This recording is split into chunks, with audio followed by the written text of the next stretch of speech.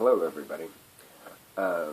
First, as you can see, I changed things around a little bit. I may be very poor, but I'm creative, and I thought maybe I should try to make this a little bit more professional looking when I do these things. This is a two-part video. Helen Keller and medical marijuana. Let me start off with Helen Keller. The one thing, simply, that has, beyond medical marijuana, helped me be where I am right now. Being able to do the videos that I'm doing tonight and the things that I'm going to be starting to do at a very rapid pace. I have one person to thank specifically, almost wholly for that, and that's Janet. Everybody knows Janet, because Janet's amazing, and Janet is giving, and Janet is loving, and Janet is a teacher. She's been my teacher. I know I spew a lot of what seems like knowledge, and it is knowledge. It's wisdom from a lifetime of grief. And through posting my very first video and everything, I met Janet. And her and I became very good friends. I've become very good friends with a lot of you, but Janet I became very good friends with. And now we're going to start going into some of the weed and Helen Keller stuff. She, much like Annie did to Helen, she helped Helen learn how to finally communicate. It wasn't that Helen Keller didn't have anything to say. She had a lot to say. And we ended up hearing what it was, and it literally changed the world. And I'm not saying that I'm anything like Helen Keller, but she is my Annie. And I'm able to speak now because of Janet.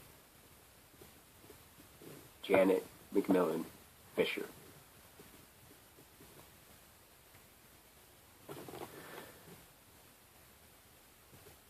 So she's number one. Numero dos. Medical marijuana. Here's a brief thing of what happened with medical marijuana just today, and then I'll get into what it's done for me. Today started off, not just today, it started off last night. And last night, for the first time in my life, I truly was prepared to kill myself. I really was so tired of pain. And I know it seems contradictory, and that's part of the problem, is when you have that much passion and that much love that's happening in one part of your life, and then have that much chaos on the other side. When the two hit, the pain has been unbelievable, even for me.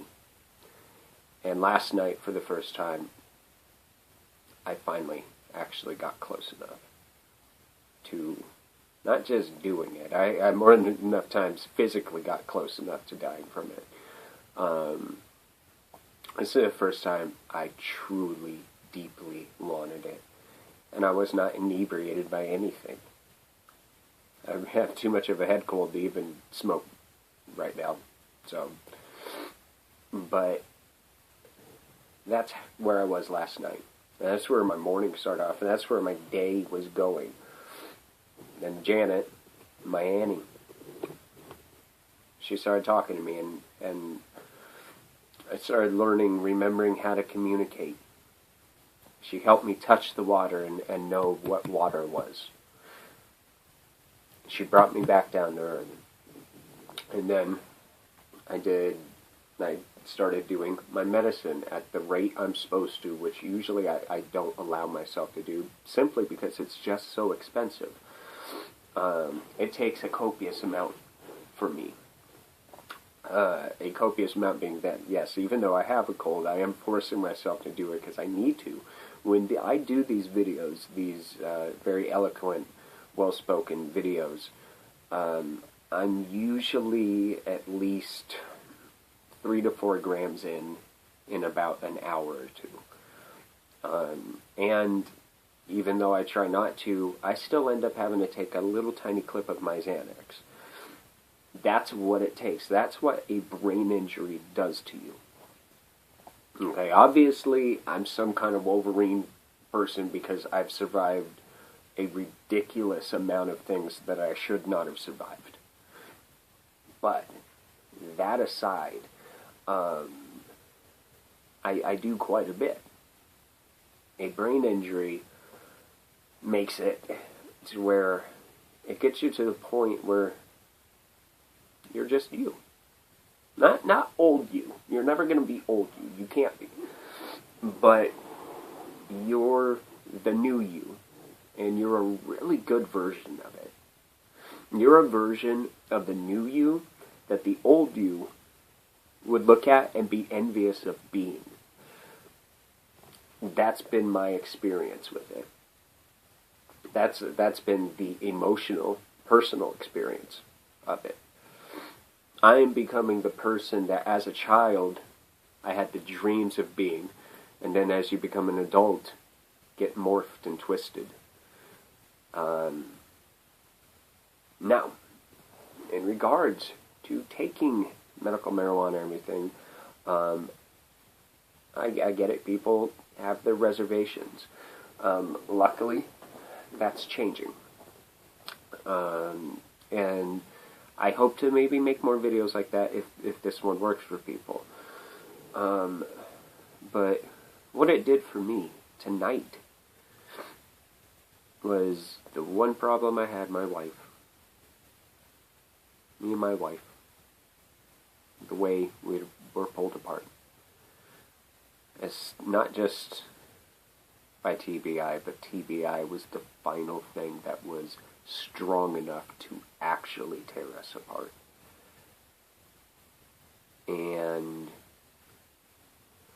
usually when I have a very hard hit to the ground, some kind of supernova of happiness, happen chance takes place. Fate, if you want to call it that.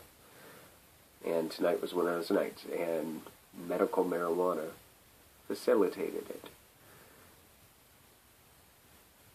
And my wife and I saw each other for the first time with the same eyes that we did at the Barnes & Noble in Burbank, California, across the street from the IKEA on August, I'm going to do the best I can, 15th, I think. The fact that I'm remembering all of this is amazing at all.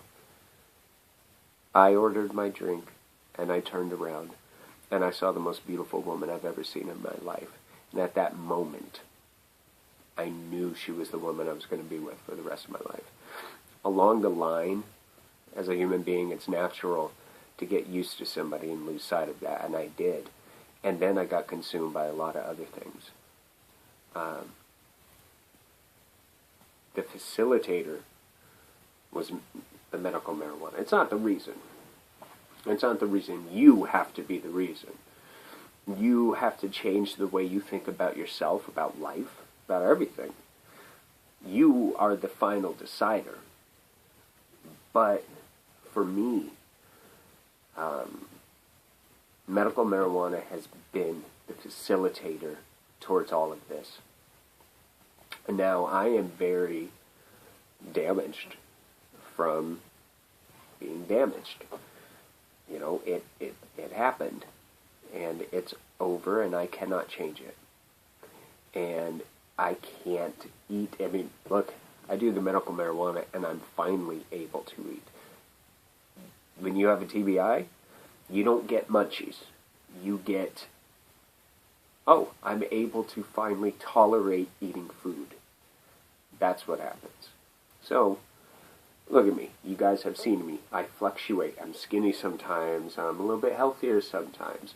It's because of the TBI and eating. The reason it fluctuates is sometimes I'm doing less of the medicine because of money, sometimes I'm doing more because of money. That would be basically the reason. So it benefits your mental capacity. It benefits your speech. It benefits your health, your nutrition. I smoke a lot less cigarettes when I'm using it. And when I'm using it, I'm damn near close to quitting finally smoking cigarettes, if I did it at the rate I should. Because of this. I can never physically be the father or husband or man or anything that I used to be. It's just not going to happen. And that's okay. Because having this, and I'm not going to say crutch, because it's not a crutch. What it is it's like a torch for your soul. Okay, we're all in the dark. We live in the dark. We're born in the dark. We think we're born in the light. No, this world is dark. And that's where we live. For me, the medical marijuana has been a torch. Not because it gets you high and makes you think crazy. When I was a kid, I used to get high. Yeah, no, I acted weird. For us TBI people, it's worth a shot. And it's going to be weird at first. I have to do a lot, and I had to do it consistently for a long time to finally get to this point. But please, just at least listen to my voice on this one. It changed a lot in my life. Not just here, but here. Okay? I love you all.